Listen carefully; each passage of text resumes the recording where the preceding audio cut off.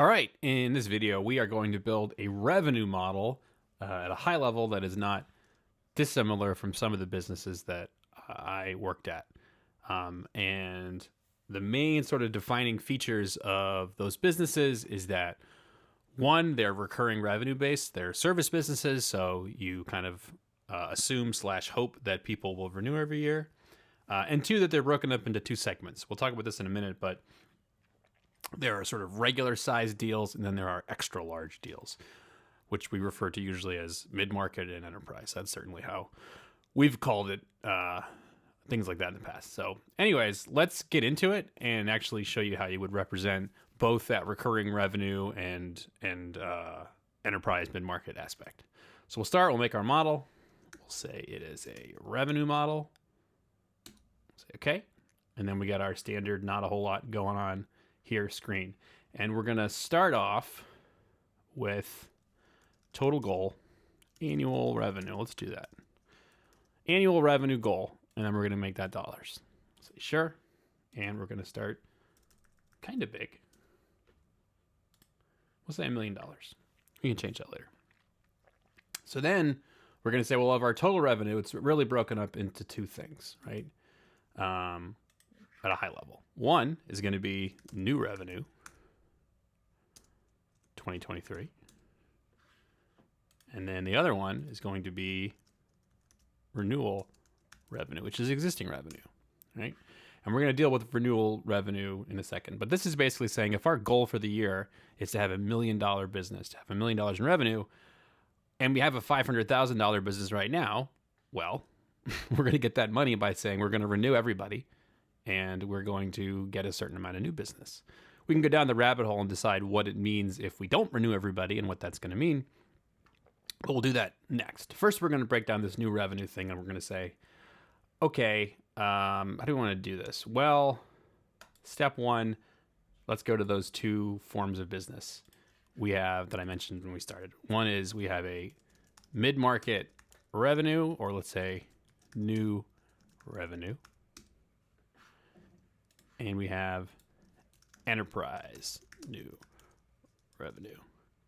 At the risk of A, talking too much about places I've worked and B, boring you with details, the basic difference is enterprise is usually larger companies and larger deals. They take longer, they're worth more money, they cost more money to get, but they're a great way to grow the business pretty impactfully in one deal. Not necessarily a quick deal, but one deal. And then mid-market is more smaller, standard deals. You get good at it, but a lot of times I'd be at businesses that were trying to move up market so they could get more of these enterprise deals and get a lot of revenue from a small number of clients. The ideal scenario is both. Then you have that sort of diversity. But anyways, the mechanics of getting one of these deals is basically the same, where you start off and you say, okay, well, there's going to be a certain number of, let's do contracts. And we're going to say these are, do a little heart emoji. You like that one. We're going to say contracts, and we're going to say newly signed deals with customers. We will round this. Cool. Okay. And then these are going to be contracts. And we're going to say sure. And we're going to say this is mid-market. Oh, keep my hyphen. Mid-market contracts. Okay. And then we have, so basically now we're saying, all right, we want to get $250,000 in mid-market new revenue. Well, if we get $1 for every contract, we need 250,000 contracts. Doesn't seem reasonable, but we're also not going to sell this for $1. So let's say we're going to sell it for, I don't know, $18,000. $18,000. All right off the bat, that says, well, look, we can do all of this through mid-market, but let's say we're still going to have renewal revenue and we're still going to have enterprise revenue. And now we're looking at 14 mid-market contracts. Okay, we can see if that number is right later. It doesn't really matter. The logic is solid though, and we're not just we're keeping our expectations for other broad things locked, which makes sense. So then we say, okay, we'll keep that. And what we can get now is we can label this conversion. This is mid-market average contract value, commonly known as ACV. So we're saying $18,000 per contract, 14 mid-market contracts, and we're at our goal. Terrific. But of course, we want to go further than that, and we want to say before we have a contract signed, a win basically, we are going to have something else. We're going to have a proposal out, or just say proposal. Okay, let's create proposals. Do the same sort of thing. Get a different emoji. What's something hopeful? I'll do the star of the eyes. It's nice. I like that. Okay, then we'll say formal proposal for new prospect. Say round. Okay, cool. And then we'll say yes. And now we have to say what this is, first of all, which is proposals or mid-market proposals out. And of course, it is not a 1-to-1 ratio between how many proposals go out and how many people win. In fact, the win rate is more like, I don't know. Well, let's do a percentage first of all. And we will say that it goes up because we're going to go from a larger number of proposals out up to a smaller number. And we're going to take, maybe 35. Now we can see we need 40 proposals out because we're only going to win mid-market win rate. A certain amount of that.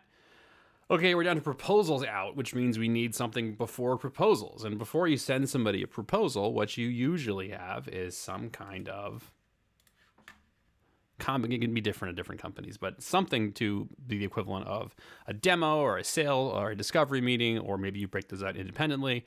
I'm just going to do demos here because this is mid-market. We don't want to have a ton of meetings. So let's just say this is simple to sell. It isn't always, but let's say it's simple to sell. We'll do a demo and we'll say presentation of product to decision makers. This is not necessarily what a demo is at every company, but that's what it is here at our company. So we're going to say cool. And then we're going to say great, stick our emojis over here. And yes. Oh, we can label it too. Let's say mid-market demos. Okay. And now we get the same thing. We got to fall off where we say for how many demos do we need to get a proposal out? Well, let's once again do the percentage thing and say, look, most of our demos are good. Let's say that 60% of them lead to us doing a proposal. That could be wildly high for your business. It is wildly high for some of my businesses, but it's not crazy for others. So let's just say 60%, and we will say warrants proposal rate. Probably a better name for that, but that'll work here. And now we can see that we need a certain number of demos to get these proposals out to win and get here. And then lastly, as we're keeping this pretty simple, we'll say, look, there's a certain number of, let's do outbound. We won't do inbound here. We'll just say outbound contacts. And we will say contacts. That's fine. Let's do, I'm trying to think of outreach or something is better, but let's do outreach. And we'll say outreach. Outreaches. That's a bad name. It's fine. And then we'll do a little, like the phone emoji or something. There we go. Boom. This could be phone. You could break this out. Say attempts to contact. Okay. And you say round. Done. Done. And we say, how many phone calls do we need to get somebody to take a demo? Well, you can talk to some sales professionals for a better sense, but my understanding was always it was quite a few. So let's just throw a big number in here and say 50.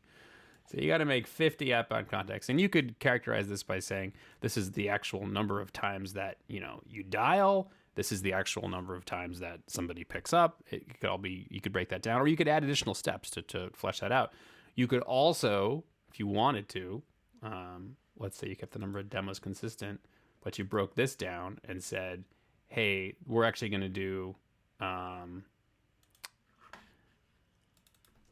let's do phone. And then let's do email outreach. And then let's say that for here, it's a little more efficient. Actually, let's say it's less efficient. Got to send a lot of emails out. And you can start to break down different ways to get to this number. You'd call this email demo rate. And you could call this phone demo rate. The other thing you can do is you can use completely different kinds of units here. So you do a third thing, and you could say, oops, not what I wanted. I meant to say, you could do direct referrals. And in this case, what we're going to say is, well, this is actually a person. And this is when, you know, I know somebody at this company, they are very interested in our product. We're going to introduce them to sales. They're already kind of pre-qualified. And what you would say in that case is, well, this is going to be not 1-to-1, but a much higher ratio, right, of this working. So we're going to do up again. And we're going to say, you know, something like 75% of these make for good demos. And then you can say, oops, just add this and say referral demo rate. So now you've got a bunch of different ways to get demos. Some of them are more, oops, and save this. Some of them are more efficient than others. This one is still fairly efficient. But you can say, look, it's not realistic for us to get that many of these. Let's do 12. You could cap it, right? And also say, let's do a min max. Let's say the max of this is going to be 14. Okay. Oops. Okay. But now you have basically these three sources of demos. And, you know, you could do that. If you wanted, you could, if there was a way to bypass demos and go right to proposals, you could also do that. You could build out different trees that do all this stuff. We're going to keep it relatively simple for this example. But here's our rough, what we need to do at what rates to get to where we want to get. Okay, great. So we'll lock this down and unlock other things. And then we'll say, now remember, we have sort of these two prongs of the business. And so what we're actually going to do is we're going to hold down Alt or Option if you're on a, depending on what kind of keyboard you're on. You're going to drag this little guy here. This is the whole branch. This is just one thing. This will grab the step you're on and then everything below it. And you're going to see what happens. Oh, look at that. So now we've got the same logic copied over here, creating our enterprise new revenue. Interesting. Now we're going to name a few things, right? We're going to name this enterprise ACV, and we're also going to have a different one. We're going to have this enterprise ACV is going to be much higher. It's going to be, it's not really enterprise, but it's fine. And then we're going to rename this. Oops. I did select all. I was so dumb. There we go. Okay, and then we're going to say this is enterprise contracts. And this is enterprise win rate. You know, you don't have to label them all like this like I do. But the thing is, when I build a pretty complicated model, I love to have everything labeled. If I have sort of flavor A and flavor B of a branch like this. Okay, so now I can say, this is how I'm going to generate my enterprise business, right? And the win rate is, let's say it's a little lower. Okay, and demos that warrant a proposal are a little higher because they're worth so much money. And here is a way to get there. And then we can say, well, but we're only going to have 400 of these contacts. And we'll lock that. We're going to have 400 of these contacts. And we're going to have, 3 of these. Oop, too many. My bad. Made it all impossible. Okay, let's change our unlock. So what's going on here? I should do that again. what's going on here is I wanted to lower this to 3. And what resolution is telling me is, listen, man, you locked all these different things. So the proposal rate is locked, the win rate is locked, the ACV is locked, and your total goal for enterprise is locked. And then you went ahead and locked how many people we can call, how many people we can email. I don't have any other way to do this, right? When I want to lower this from 8 to 3, there's nowhere to pick up the slack because of what's locked. So if I unlock and say, all right, I'm willing to accept less revenue or a greater ACV, then it can do it. And so what I'll do here is say, sure, we'll do that. And then this will be our new enterprise goal. And I can relock it.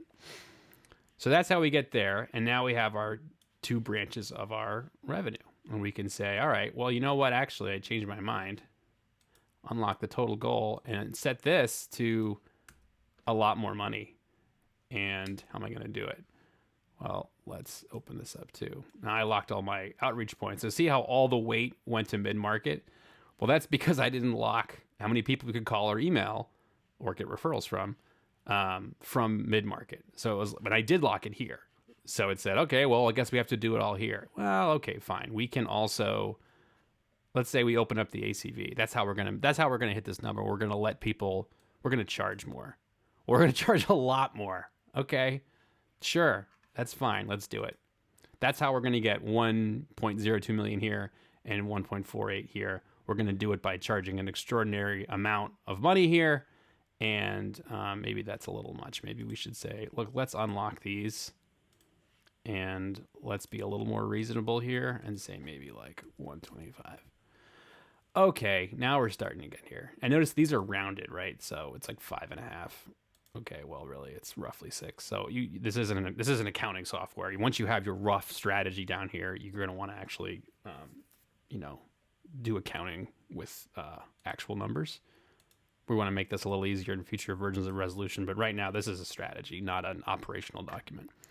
But there you go. So now you have your revenue all set up and you can move on to your renewal revenue. And you can say, okay, well, how are we going to do this? Well, renewal revenue is different.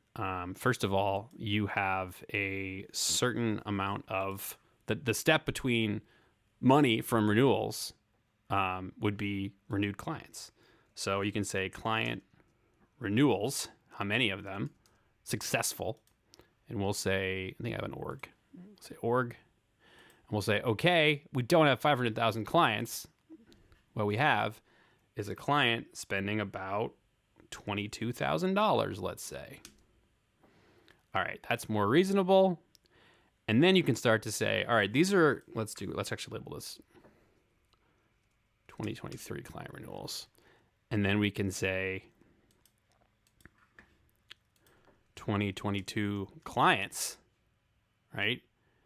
And you can say, let's do a different unit so we can have a conversion here. We're going to say legacy clients.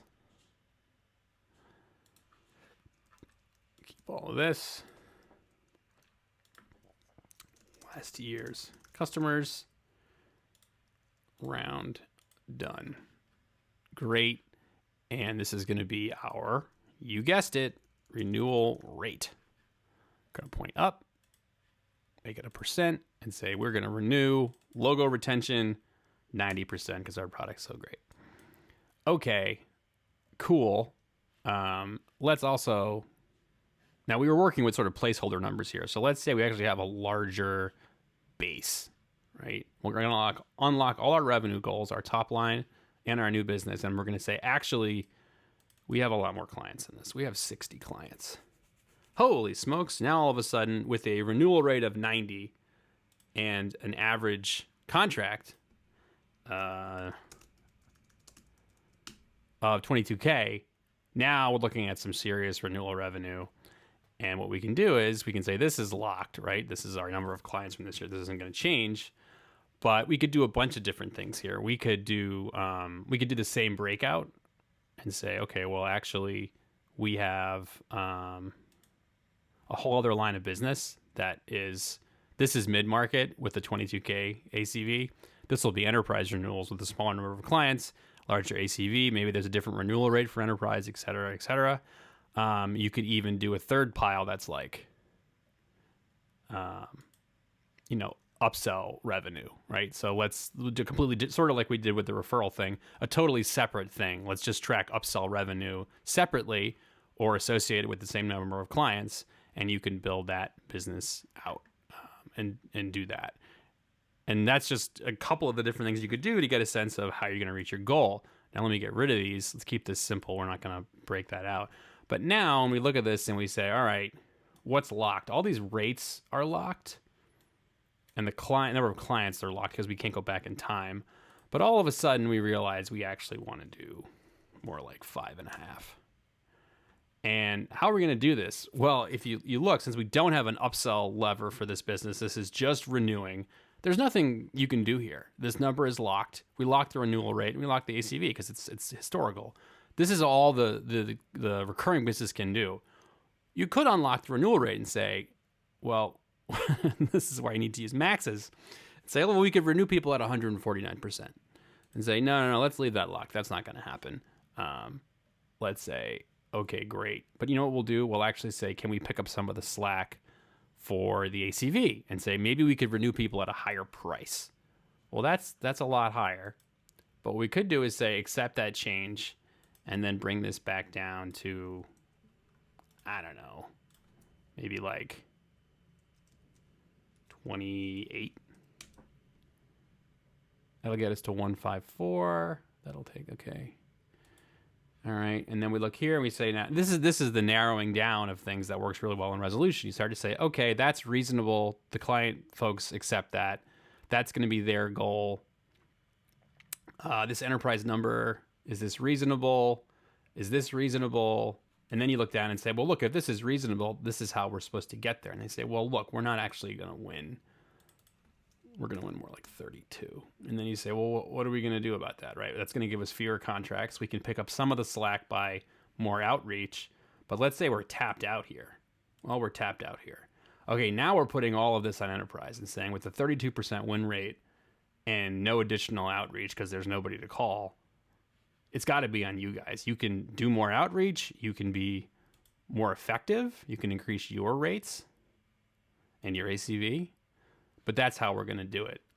And if you lock too many things, you're going to get that same warning that we were talking about. Oops, I just hit the translate button. That's hilarious. You're going to get the same thing that we got before, right? And then you have to say unlock that and try again. So there you go. This is a great way to start to pin down goals for a service-based revenue business and say, what are we going to get from our old business? What can we get from our new business? And of course, how in the world are we going to do it? What is reasonable? Looks like we've settled on sending about 13,000 emails. So, get to work, guys. We've got goals to hit.